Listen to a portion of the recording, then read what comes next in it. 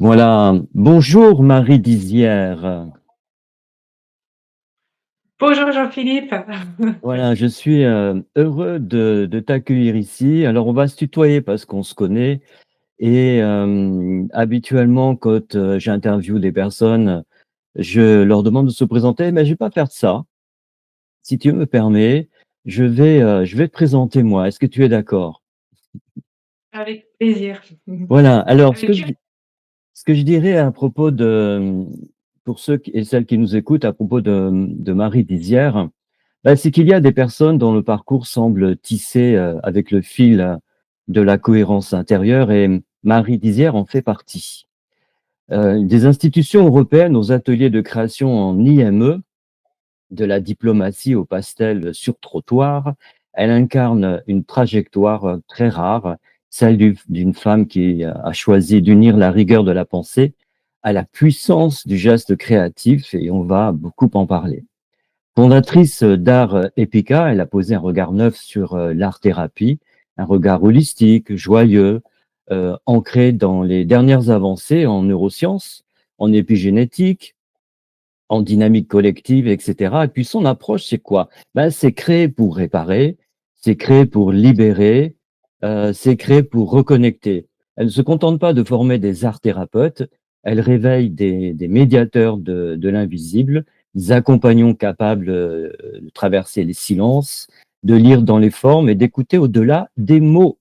Alors, son enseignement n'est pas un catalogue de techniques, je voudrais le préciser, c'est une expérience vivante, nourrie par plus de 25 ans d'engagement dans le social, la culture, l'éducation et le soin. Et bah, il se trouve que les enfants, les familles, les personnes âgées, les publics sensibles, les entreprises ou tout simplement les chercheurs de sens, tous trouvent en elle une facilitatrice de transformation, une alchimiste du lien, une artiste de l'accompagnement. Et aujourd'hui, elle transmet cette approche dans un parcours de formation professionnalisant, je vous prie, où se mêlent théâtre, danse, peinture, musique, neurosciences, posture éthique et écoute profonde. Est-ce que Marie, c'est un portrait qui est fidèle? Merci Jean-Philippe. Il est très complet et ce que j'aime dans ce que tu décris, c'est l'importance du lien qu'on a les uns avec les autres, l'importance de notre intégrité, mais pas cette intégrité austère, mais une intégrité, pleine de vie, de joie, d'alignement, déjà en soi et avec les autres. Donc j'aime Mmh, vraiment, cette approche que tu fais qui dépasse largement ma propre personne. Mmh. mmh.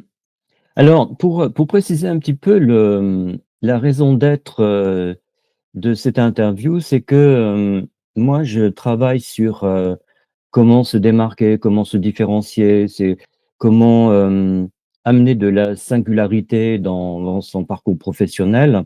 Et je rencontre un frein très fréquent, c'est que beaucoup ne savent pas comment réveiller leur créativité. Et selon moi, tu me diras ce que tu en penses, l'art-thérapie, elle propose un peu une réponse, même pour pas dire une grande réponse. Et je voudrais te poser une première question. Qu'est-ce qui t'a amené à l'art-thérapie? Alors il y a deux choses. Une première chose, c'est un événement qui est arrivé dans ma vie, Mmh, un regard croisé, je vais pas le décrire plus que ça, mais un regard croisé, d'une personne, et j'ai compris que, la la l'importance de la créativité dans nos vies était fondamentale puisque c'était là où il y avait la joie, où on pouvait, expérimenter, toutes les facettes de la vie. Donc c'est un regard croisé et c'est également une méthodologie que j'applique depuis toute petite. Alors le mot méthodologie à l'époque, c'était pas ça, c'était comment je pouvais me reconnecter à moi, comment j'avais accès à à ma connaissance, à mes compétences dans une école où, je manquais profondément de de clés de compréhension et j'avais besoin d'avoir ces outils-là par le dessin, par la danse, par la musique, par tous les moyens que je pouvais trouver pour arriver à comprendre, mettre du sens sur les apprentissages que j'avais. En fait, l'art-thérapie a été très naturelle pour mettre du sens, pour comprendre ce qui se passait entre l'extérieur et l'intérieur pour faire du lien et du pont entre l'intérieur et l'extérieur et entre les gens, entre les relations, dans tout ce que je pouvais voir. Donc ça Mmh. m'a j'ai rapidement, affiné beaucoup de créativité pour comprendre les choses puisque j'avais pas de réponse extérieure, malgré toutes les questions que je posais. J'étais très curieuse à poser plein de questions et je mettais beaucoup dans l'embarras. Heu, C'était une recherche, scientifique à Mmh. travers l'art-thérapie. Mmh. Il y a souvent des clichés, tu sais, autour de l'art-thérapie. Comment tu la définirais pour quelqu'un qui n'y connaît rien? Ah oui, alors les clichés souvent on imagine l'art thérapeute un peu perché, qui va faire ses dessins et puis qui les propose et puis qui met des concepts derrière. En fait, l'art thérapie, c'est à la fois l'art, à la fois la thérapie et à la fois le trait d'union. L'art, c'est tout ce qui nous relie à la beauté du vivant, à la beauté, de la vie. Vraiment, c'est comment on fait exulter des couleurs, comment on fait exulter la joie, comment on fait exulter les corps, comment on rend beau, comment on regarde, notre qualité du regard aussi, comment on regarde la vie, comment on regarde les gens, comment on regarde notre propre vie. La thérapie, c'est notre capacité d'introspection, c'est-à-dire la connaissance de soi, en quelle mesure, je peux mieux me connaître, quelles sont mes failles, quelles sont mes compétences, mes talents, où est ma force. Cette connaissance de soi qui fait qu'on est solide, qu'on est dans ses bases et le petit trait d'union de art thérapie, c'est mon préféré. C'est celui, qui fait ce lien, déjà ce lien entre la beauté et la connaissance de soi, mais également le lien entre soi et les autres, le lien, entre soi et la vie en général, le lien entre, des idées, des situations et cette mise en lien, plus on a un regard, aiguisé sur la beauté. J'aime pas le mot aiguisé, affiné sur la beauté et plus on a une connaissance de soi et des lois du vivant, plus ce trait d'union, ce lien peut être créatif et peut être fertile et fertile, mais pas fertile sur, la théorie, mais fertilisé par de l'amour, par des valeurs, en fait, ses propres valeurs. Mmh. Donc, thérapie dit comme ça, c'est très vivant, en fait.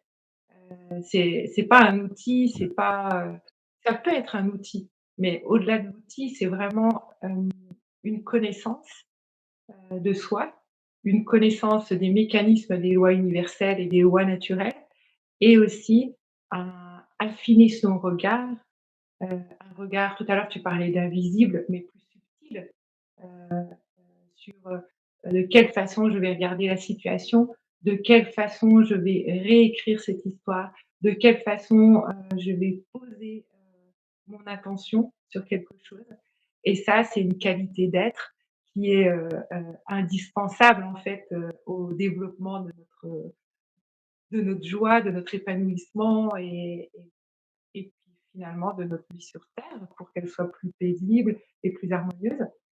Donc voilà, je ne sais pas si j'ai répondu à ta question parce que c'est une façon, très, très, originale de présenter l'art-thérapie. Est-ce qu'il y a une distinction à faire avec, l'art coaching? Bon alors, heu, pour moi, l'art coaching, ce serait, ça vient de l'extérieur, c'est-à-dire qu'on viendrait, présenter une situation de l'extérieur pour accompagner, à expérimenter quelque chose, à exprimer quelque chose, alors que l'art-thérapie, on revient à l'intérieur. Pour moi, le mouvement, la différenciation entre l'art coaching et l'art thérapie, ce serait le mouvement d'intériorité, de revenir à l'intérieur de soi pour refaire du lien derrière. Alors que l'art coaching, c'est on va extir quoi, je vois, c'est un autre mouvement pour moi, Mmh. qui est, voilà, je vais m'arrêter là sur ce sujet, ouais. D'accord, d'accord. Est-ce que tu pourrais nous raconter une transformation marquante, que tu as accompagnée grâce à l'art-thérapie évidemment? Oui. Alors, j'en ai 2 très marquantes. Heu, c'est un enfant, heu, qui était, qualifié de HPI, haut potentiel intellectuel, très, très en difficulté à l'école, dans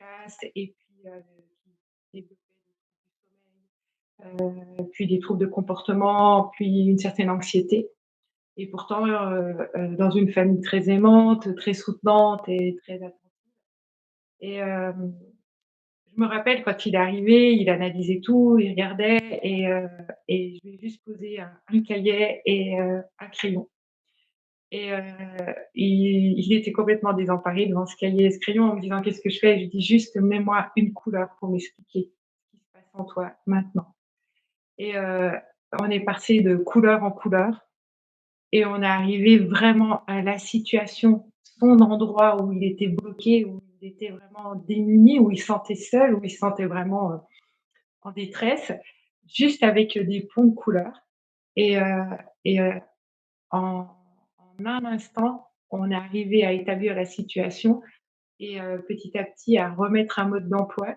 qu'il est allé tester après, derrière et heu et voilà et après, sa maman m'a dit qu'il redormait et ça s'est fait pour moi où ça a été extraordinaire, c'est que ça s'est fait en une séance. Mmh. En une séance, il a trouvé son point qui le bloquait finalement, qui le rendait souffrant. Puis il a pu reconstruire à travers toujours des couleurs, un chemin qui lui a permis de ramener ce point souffrant à un point vivant. Donc ça, c'est le premier exemple qui me vient, hem, de très marquant et un deuxième, alors c'est toujours auprès des enfants, et cette fois c'est un enfant qui a été exclu, de l'école et qui comprenait pas son exclusion.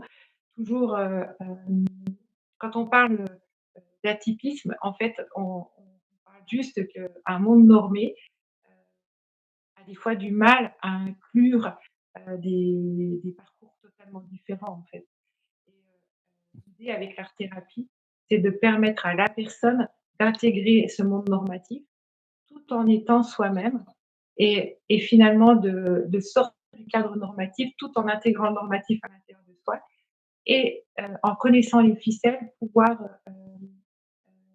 créer son propre mode d'emploi relationnel avec son expérience de vie, avec ce qui se présente dans sa vie actuellement. Donc si je reviens à cette personne, elle ne comprenait pas pourquoi elle avait été exclue. Il y avait vraiment une incompréhension, heu, des 2 parts, hein, à la fois, de et à la fois, de la personne et en remettant du lien, de la discussion, déjà auprès de cette prof de ce jeune, auprès du parent et auprès de la famille et auprès de l'institution, on est arrivé à recréer du mouvement, toujours avec rien, 2-3 couleurs et puis le corps qui parle beaucoup et puis, la communication aussi, un état de présence, qui permet à chacun, d'exprimer, les choses et souvent dans ces interventions, heu, le problème n'est pas ce qui est dit, c'est ce qui n'est pas dit, heu et ce qui est pas dit n'est pas dit, pas parce qu'il ne peut pas être dit, c'est qu'il n'est pas touchable, il n'est pas atteignable. Puisqu'il est dans une zone tellement enfouie dans la personne, que ce n'est pas atteignable. Donc l'art-thérapie va permettre d'aller dans cet espace-là, on pourrait dire comme une petite bulle, où quand on voit une racine et on voit, les réceptacles de Mmh. cette racine. C'est vraiment on va dans cet espace-là, on peut pas y aller avec le mental, on peut pas y aller avec des sabots, on peut pas y aller avec un marteau et on peut pas y aller qu'avec des mots puisque c'est inaccessible. Et Mmh. c'est vraiment, passer un fil rouge, un fil conducteur qui est, qui est léger, qui est Mmh. coloré. Alors, la couleur parce que c'est plus simple, on a toujours quelque chose sur soi comme ça. Mais des fois, c'est si on est dehors, ça on peut le faire aussi avec un caillou, avec peu importe le support qu'on utilise et on va remonter, on va retisser un lien qui va nous amener dans cet espace. Mmh. Là, tout à l'heure, je parlais d'une expérience où ça s'est fait en une séance. Certaines fois, heu, ça prend plus de temps parce qu'il y a d'autres espaces qui viennent entraver, qu'il faut aller visiter tranquillement et puis, heu, voilà, voilà, cette art thérapie, je ne sais pas si j'ai répondu à ta question parce que je suis partie, Oui. plus en Oui, oui, mais tu sur une séance. as beaucoup de choses à dire à l'évidence. Alors, parlons d'évidence justement, donc on voit bien que c'est totalement adapté, pour les enfants. On imagine sans peine également pour les adultes.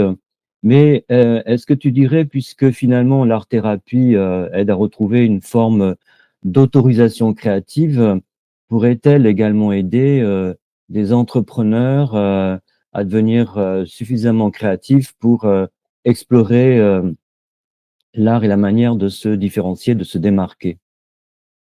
Oui. Alors, effectivement, c'est vraiment l'entrepreneur, souvent, il perd le sens de ce qu'il fait et en perdant le sens, en étant très factuel dans son quotidien, il va perdre petit à petit, sans s'en rendre compte, sa créativité, son moteur. Ce qui fait que, ce qu'il fait, c'est unique, ce qui fait que c'est vivant, ce qui fait que ça donne envie et l'entrepreneur, dans ses projets, c'est important qu'il garde cette, flexibilité, cette malléabilité pour rester toujours dans cette impermanence de ses projets et dans la construction de ce qu'il est en train de faire. Hem, j'accompagne, heu, notamment une entreprise, actuellement, mais j'en ai accompagné beaucoup d'autres, sur comment on arrive à garder, cette innovation en soi. Donc là, on parle plus d'espace souffrant. On n'est plus en thérapie, on n'est plus dans quelque chose, un espace souffrant comme j'expliquais tout à l'heure, où on va Mmh. aller pour, finalement évacuer l'émotion ou donner un mode d'emploi. Là, en entreprise, on va sur, comment on se met ensemble pour être innovant, pour associer des idées, pour associer des pensées, des et comment on va créer un autre espace où finalement on va faire recirculer, heu le projet, le rendre, dynamique, le rendre, non figé. Mmh. Alors pour une entreprise, je dirais que ça là, on touche toute une équipe. Autant on va toucher, la personne, je vais dire, le cerveau, autant, on va toucher également tous ceux qui sont impliqués, qui sont également eux-mêmes des cerveaux dans le projet et là, c'est une gymnastique à avoir au quotidien. Comme quand on va à la salle de sport, on va les moi j'aime bien expliquer ça, on nos employés ou les personnes avec qui on travaille ou nous-mêmes en tant qu'auto-entrepreneurs et ben, on va pas, se négliger, on va aller faire du sport, on va aller, faire que notre corps soit tonique, on va lire pour avoir des pensées, s'informer, pour se nourrir et souvent on oublie, l'espace créatif qui est pourtant, celui qui va mettre le lien, on se rappelle du trait d'union, hein, qui va mettre le Mmh. lien, heu, entre son projet et les autres, entre, son projet et son idée et soi-même. Donc, et c'est là, cette plasticité cérébrale, si elle n'est pas entretenue un minimum, si elle n'est pas, affûtée, aiguisée, stimulée et ben, finalement on arrive à des entreprises, hem mais qui n'ont plus de vie et j'exagère en disant qu'ils n'ont plus de vie, mais surtout on arrive aussi à une fatigue ça va se retrouver en fatigue, en stress, en pollution cérébrale, et là, souvent on a un pôle créativité dans une entreprise, quand on est auto-entrepreneur, on a son pôle créativité. J'ai 2 choses qui me viennent en même temps, alors je vais déjà terminer ça, puis après je reviendrai.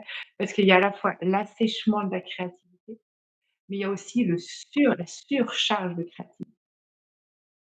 Mmh. C'est-à-dire que la créativité, on peut à la fois être asséché, mais en même temps, on peut être en surcharge et c'est un équilibre à trouver. Parce que si on est en surcharge de créativité, on n'est plus dans l'opérationnel et les créatifs, ils connaissent très bien ça, hein, ils vont créer, créer, créer, créer, créer, mais sans jamais, pérenniser, aller jusqu'au bout d'une action. Voilà, donc c'est aussi, les dangers de ces créativités. L'absence, donc un essoufflement qui rend, terne avec un manque de sens, on va dire et puis un manque d'engagement, de soi-même et de ses salariés si on en a, qui fait que petit à petit, ben, on s'épuise ou alors une surcharge de créativité qui fait qu'on se perd dans un idéal, dans des tas de choses, mais qu'on n'est plus entendable par les autres. Donc en fait, c'est vraiment une posture à avoir à l'intérieur, heu et qui s'entraîne au quotidien. On peut pas dire, c'est déjà de se connaître, son propre fonctionnement et après de mettre comme quand on va à la salle de sport, on a un coaching sportif, hein, on va aller faire, et ben, Mmh. c'est de comme je m'entraîne, dans cette, dans cette efficience et comment en équipe, parce qu'en équipe, on aura tous des façons différentes, comment en équipe et ben, on maintient, cette hygiène de vie, cette hygiène de Mmh. vie d'entreprise. Ouais, c'est intéressant ce que tu dis, c'est même stimulant. C'est, cette idée de penser à la créativité comme, quelque chose qu'il faut, entretenir, muscler et donc mettre, une espèce de régularité dans s'y entraîner, comme quand on va à la salle de sport, tu l'as très, très bien précisé. Et c'est peut-être ce qui manque, à beaucoup d'entrepreneurs, c'est que leur adaptabilité, elle est impactée par, cet assèchement de la créativité qui n'est pas évident, enfin qui n'est pas c'est un assèchement qui est pas, apparent. Il est presque inconscient parce que le jour où on doit faire preuve de beaucoup d'inventivité pour, résoudre des problèmes ou un problème, si c'est asséché, ben, on se retrouve bloqué, coincé et c'est ce qui peut expliquer que beaucoup de solopreneurs, par exemple, disent être bloqués. C'est parce que peut-être, hein, je ne sais pas, c'est une hypothèse, peut-être qu'ils n'ont pas du tout conscience qu'ils ne sont pas créatifs dans leur business. J'ai une Qu'est chose là qui me vient quand tu expliques ça. Souvent, en plus la créativité, on la voit comme une chose. Paf, c'est la créativité. C'est un bloc et en fait la créativité, il y a de la créativité structurée. Quelqu'un qui est très structuré, qui est habitué aux fichiers Excel et ben, il peut avoir cette créativité structurée. Il y a une créativité plus intuitive, et donc un entrepreneur, souvent, quand il est intuitif, il va agir au feeling, il va être comme ça. Ben, il y a une certaine créativité comme ça. Il y a plusieurs types de créativité. On n'a pas qu'un type de créativité. Donc quelqu'un qui est auto-entrepreneur, s'il est que intuitif, il il aussi là, s'amener petit à petit à aller sur d'autres types de créativité qui va lui permettre finalement d'aller nourrir d'autres espaces et d'être plus complet. L'auto-entrepreneur, je vais dire, c'est celui qui va faire le presque le plus de de de créativité puisqu'il est amené à développer des espaces qu'il ne fait pas naturellement.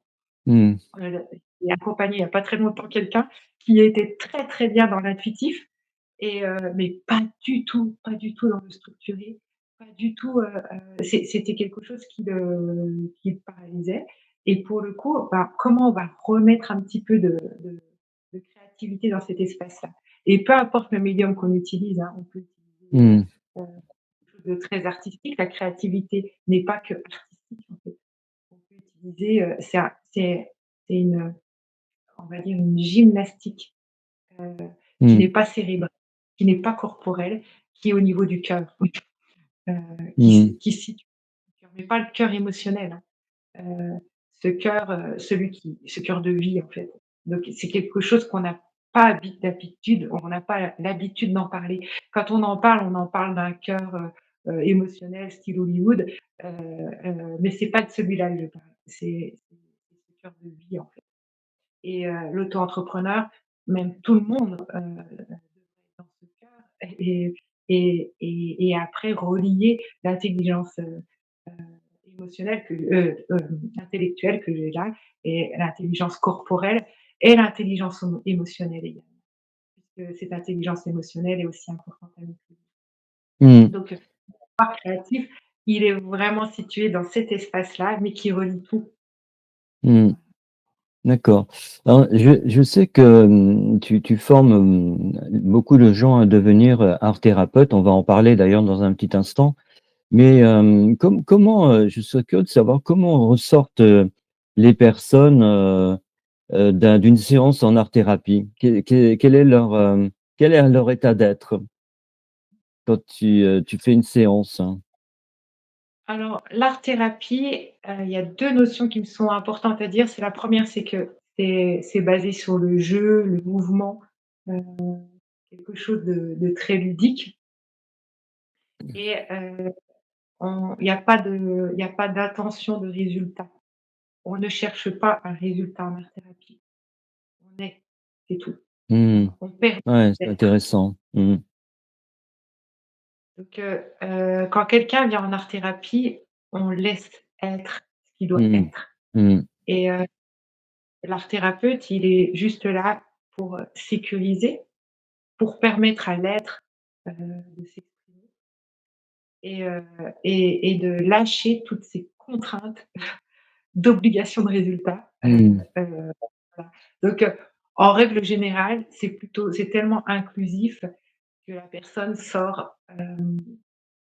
plus paisible. En tout cas, l'art thérapeute, s'assure, heu, que la personne puisse continuer, mais ça va continuer après entre plusieurs séances. Le travail Mmh. continue, il y a un service intérieur qui continue. Il y a pas de baguette magique, hein, dans la vie, hein.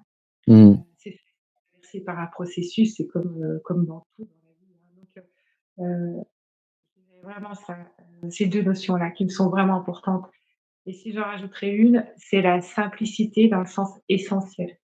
On va à l'essentiel. Et on ne sait pas par quel chemin l'esprit va passer pour aller à l'essentiel. On ne sait Mmh. pas où ça Mmh. va emmener. Donc c'est très, très créatif, c'est très surprenant, Mmh. très, très surprenant. Heu, en consultation individuelle, comme, tout à l'heure on parlait de coaching, alors peut-être que là je pourrais redonner, peut-être qu'en entreprise on est plus en coaching et puis, en séance on est plus en art thérapie pure, dans le sens, où on va vraiment chercher des problèmes quoi, ça va amener vers des problématiques qui sont, souffrantes alors que, dans l'entreprise, c'est pas forcément souffrant, on va chercher des solutions sur des sujets, Mmh. D'accord. Et donc les formations que tu fais, que tu dispenses, elles sont pensées pour qui, en fait? Elles s'adressent à qui, Marie? alors elle s'adresse à tous les personnels du soin, des arts, du social et puis aussi, à aux auto-entrepreneurs, à toute personne qui souhaite renouer avec sa créativité et renouer aussi avec, sa joie, un épanouissement personnel, en fait. Mmh. C'est à la fois, et c'est revenir à l'être. Toutes les personnes qui souhaitent, retrouver, que ce soit leur essence. Tout à l'heure, je parlais d'essentiel, mais que ce soit leur essence qui parle, Mmh. depuis leur moi, j'aime bien dire, souvent on fait un métier et il y a plein de gens changent de métier parce qu'à un moment donné, ils souffrent. Mais plein de fois, je dis: «Mais en fait non, c'est pas changer de métier, l'essoufflement il est là, il va ressortir ailleurs». Heu, c'est de retrouver son essence, son essentiel, sa créativité, Mmh. son être pour pouvoir après être dans un épanouissement qui puisse de nouveau se diffuser. Donc oui, il y a certains publics qui viennent plus facilement me voir, mais en fait, c'est pour tout le monde, en fait. C'est vraiment pour toute personne qui Mmh. sait, avant de prendre une mesure drastique, de dire: «Je quitte mon métier, je quitte ma famille, je quitte tout». C'est, OK, je me retrouve moi, je me Mmh. retrouve dans je me retrouve, alors concrètement, il y a des artistes qui viennent, des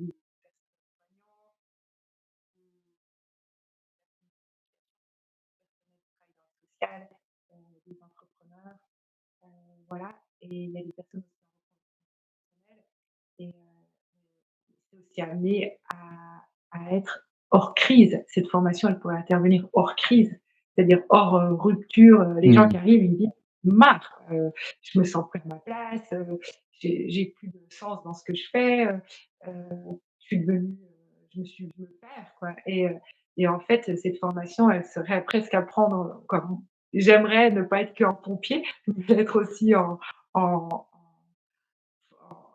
en prévention, dans le sens, de revenir à soi et de pouvoir déployer son plein potentiel dans ce qu'on est en train de faire. En fait, quand il y a des art thérapeutes qui sont formés, il y en a pas un qui est identique à la fin. J'ai aucun art thérapeute identique et il y en a qui retombent dans leur métier, mais de façon c'est juste, ils ont renoué quelque chose en eux, une posture, heu, une écoute de soi, un respect de soi, heu, une capacité à s'exprimer. S'exprimer à la fois avec les mots, mais à s'écouter, à se taire, à accompagner, à comprendre. C'est juste Mmh. énorme, en fait. Mmh. Et voilà, moi, j'aurais envie, même aux personnes, on parlait tout à l'heure, oui, voilà, c'est ça, vraiment même en prévention, hein, c'est pour ça que la formation, elle a créé pour, être également, on peut continuer de travailler. Elle est faite, sur 1 an, mais la personne peut continuer de travailler et puis aller expérimenter puisque c'est une formation d'expérimentation, d'expérimenter, les nouveaux concepts, les nouvelles notions qui sont apportées, au fil de l'eau, avec une certaine, logique et pédagogie qui va permettre, d'expérimenter dans la vie puisque c'est une formation opérationnelle, puisque c'est une formation de retour à soi et au vivant et à sa créativité, à son essence et ça, heu, on est des êtres profondément de relation, donc si on l'expérimente pas, ça reste de la théorie, ça reste figé dans le corps, ça reste, f une formation de plus, et qui n'est pas dans le mouvement. Tout à l'heure, je parlais d'impermanence, et pour moi, c'est très important, hem, d'avoir cette notion-là où tout est mouvement. Donc quand on apprend une notion, si on l'expérimente pas, et ben, on peut pas l'intégrer, en fait. Mmh. Donc la Bah, c formation, l'intégration, mais pardon, excuse-moi. Oui, oui. non, non. Est-ce qu'il faut être artiste pour suivre cette formation? Non. Non, non. Comme on disait tout à l'heure, il y a pas d'attente. Donc Mmh. en fait, heu, j'aime bien dire que, l'artiste, même quand il est, on n'est pas les dieux sur terre. Donc il y a pas d'attente, sur ce qu'on doit faire, et ce qui va le résultat. C'est pas le résultat qui compte, c'est le processus qui est mis en mouvement, Mmh. Mmh. à l'intérieur de soi. Donc en fait, non, il y a pas besoin d'être artiste. Heu, je dirais que, l'artiste doit apprendre quand j'ai des artistes, je dois même leur apprendre à déconstruire leurs techniques pour arriver à être plus, dans le mouvement qui se fait à l'intérieur. Voilà. Mmh. Tu pourrais là, comme ça, nous recommander un petit exercice express, d'art-thérapie? OK, on va le faire maintenant en live alors. Ouais. C'est souvent, je vais le faire avec ce qui va émerger maintenant, Mmh. d'accord? Donc, je vais juste, proposer, puis proposer à ceux qui écoutent, d'inspirer, d'expirer, déjà de se reconnecter à sa respiration. Mmh. On inspire et on expire. Vraiment de prendre ce temps, de revenir à soi et on fait, on invite à faire 2-3 inspires, inspire le calme et on expire la détente. Sentir vraiment que vos pieds sont posés sur la terre, que vous êtes là, complètement présent à vous. Limite ma voix est plus qu'un support, mais vous êtes déjà à l'intérieur de vous. Vous continuez cet inspire, cet expire, jusqu'à ce que vous sentiez complètement à l'intérieur. Et si vous ne sentez pas, vous imaginez juste l'inspire comme de l'air qui rentre par vos narines et qui vient caresser l'intérieur de votre corps jusqu'à vos pieds. Et là, vous allez prendre n'importe quelle chose dans votre vue, n'importe quelle chose que vous pouvez voir autour de vous. Vous tournez la tête et vous cherchez un endroit jusqu'à ce que votre regard se pose sur un objet. Et vous allez juste regarder cet objet avec différentes façons. La première, c'est de le regarder, peut-être, moi là, je suis en train de regarder un objet, de le regarder factuellement. Factuellement, qu'est-ce que c'est que cet objet? Voilà. Et juste vous prenez le temps de regarder factuellement. C'est un tableau, une plante, une table, juste factuellement. Maintenant, je vais vous inviter à regarder qu'est-ce qui vous a quelle est l'histoire de cet objet? Qui c'est qui vous l'a offert ou acheté? Est-ce que c'est vous? Quelle est l'histoire que vous avez racontée autour de cet objet? Qu'est-ce que vous avez voulu? Quelle est l'intention? Quel était son rôle? Voilà. Et dans un troisième temps, vous allez juste regarder si cet objet joue ce rôle que vous avez imaginé. C'est une table, c'est plus simple. Si c'est un objet plus figuratif, vous observez, vous allez en même temps observer vos pensées, tout ce que vous allez pouvoir c'est sur cet objet et je vais vous inviter maintenant à revenir à la réalité, à revenir à ce qu'est-ce qu'il est actuellement et le remercier. Voilà et on revient complètement ici. Là, on a fait un je laisse revenir tout le monde. Voilà. En fait, ce qu'on a fait dans cet exercice, on a juste entraîné notre regard, Mmh. sans rien. On a utilisé, un objet parce qu'en art thérapie, c'est sûr, on va juste mettre sur du tiers, un espace tiers, ce qui se passe à l'intérieur de soi et Mmh. en fait, dans notre vie, ce qui se passe à l'intérieur de nous, c'est exactement ça. Le fait, ce qu'on a imaginé et ce qui est réellement. Mmh.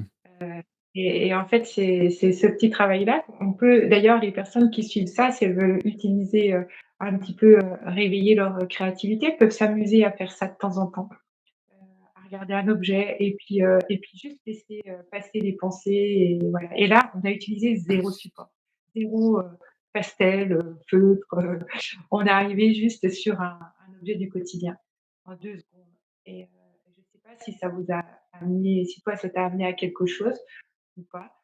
Si, Mais ça moi, m'a c'est amené un objet. Oui, ça m'a amené à me focaliser sur un objet et la question qui m'est venue, c'est: «Mais pourquoi cet objet qui en effet a une histoire?» Ouais, en réalité, il a une histoire. Mais enfin, tous les objets ont une histoire aussi. Mmh, oui mmh. et la différence entre, l'usage qu'on a et l'histoire qu'on en f que qu'il Ouais, porte, ouais. certaines fois, ça peut être souffrante. Donc ça va être comment je vais me réapproprier cette histoire en la rendant Mmh mh. plus Mmh. et Ouais. ou comment, est-ce que cette histoire est vraie? Mmh. Est-ce que c'est vraiment vrai? Est-ce que je peux pas juste, regarder l'objet et Mmh. l'épurer mon imaginaire dessus? Mmh. Alors Marie, Et tu fais tu fais la promotion en ce moment d'une formation et si j'ai bien compris, elle dure une année, c'est ça? oui, elle dure une année. Mmh. Alors, c'est une formation, qui est déclinée en 2 temps. Un premier temps, qui est, en présentiel sur une semaine, mais c'est vraiment pour être, médiateur artistique et technicien en art-thérapie. En Mmh. gros, les fondements sont donnés, pour un retour à soi, Mmh. à la fois sur, on va travailler à la fois les médiums artistiques, mais on va travailler également déjà, elle explorer déjà un peu plus son espace personnel. Mmh. Et c'est sur une semaine très, très intensive puisque, pendant 5 jours, on explore beaucoup, beaucoup, l'espace Mmh. et puis après, c'est sur une année, pour ceux qui veulent aller plus loin, qui veulent, vraiment, aller sur le diplôme d'art-thérapie et et puis l'expérimenter après dans leur profession. Et ben, là, c'est sur une année, on continue, on finalise l'année et ça se on va aller sur des publics sensibles, sur, les traumas et la résilience, heu, sur, les institutions, comment on rentre comment on travaille en multi-partenariat dans les Ouais. institutions avec, tous les outils qu'on doit avoir, ensemble et puis après sur, sa propre installation, Mmh. thérapeute. Qu'est-ce que je fais de ce que je suis allée puiser en moi? C'est souvent, moi, je trouve, une étape hyper importante puisqu'on a développé plein de connaissances, plein de compétences, mais qu'est-ce que je fais de tout ça? Et ça nous est apparu très important, heu, de d'aller jusque dans nous, puisque je travaille également, avec qui, qui va apporter toutes les neurosciences, tout l'aspect, des biais cognitifs. Lui Mmh. en parlerait mieux que moi, hein. Mmh. Plus tard, on en parlera, on fera d'autres sujets dessus. Mais voilà, Mmh. donc D'accord. je sais Je mettrai en dessous de la vidéo un lien, pour celles et ceux que cela intéresse et ça leur donnera encore plus d'informations, si elles veulent, approfondir, cet enseignement que tu proposes et est-ce que tu aurais un message, à celles et à ceux qui sentent leur créativité, endormie? Qu'est-ce que tu leur, c'est quoi le conseil que tu leur donnerais? en premier, je leur dirais: «Respire et sourire». endormie, c'est qu'elle est vivante. Mmh. Voilà et je leur D'accord. dirais, «Si tu la sens endormie, c'est qu'elle est vivante et qu'elle a besoin d'être exprimée. Mmh. Donne-toi l'autorisation, en fait, d'exprimer qui tu es, même si ça déplaît, n'aie pas peur de Mmh. déplaire Mmh. et même si ça gêne, n'aie pas peur de gêner». Et puis, j'ajouterais aussi, à ceux qui ont cette appétence-là, de se poser juste une question: Mmh. «Pourquoi j'ai peur? Pourquoi j'ai peur?» Mmh. et de répondre à cette question avec honnêteté, vraiment Mmh. honnêteté et puis voilà, il y a des mains tendues maintenant. Il y a toi, il y a moi, il y a tous ceux qui Mmh. sont autour de vous. Il y a Mmh. plein de mains qui sont là, bienveillantes hem, pour accompagner. Merci Marie, merci beaucoup et on se dit sans doute à une prochaine fois. Merci à toi. Merci beaucoup.